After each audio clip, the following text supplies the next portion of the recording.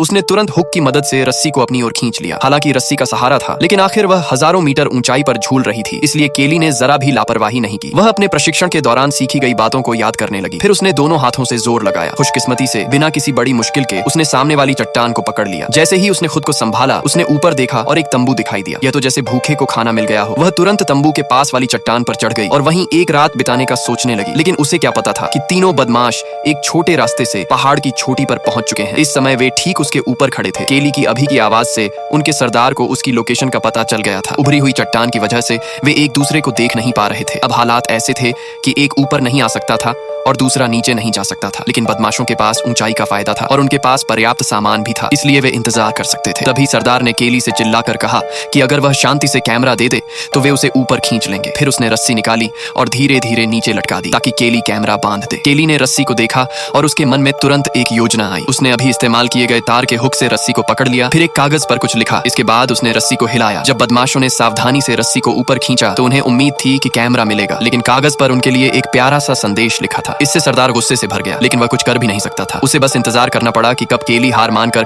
खुद ही आत्मसमर्पण करे। धीरे धीरे रात होने लगी। केली ने मेडिकल टेप से अपने घाव को बांधा, फिर उसने एक क्लिप को अपने सिर के ऊपर की दरार में फंसा दिया। इसके बाद उसने उस छोड़े हुए तंबू को टांग दिया और बहुत सावधानी से उसके अंदर घुस गई ताकि वह इस कठिन रात को पार कर सके। उधर उसके ऊपर बैठे बदमाशों ने आग जलाई और गर्मा गर्म खाना खाने लगे।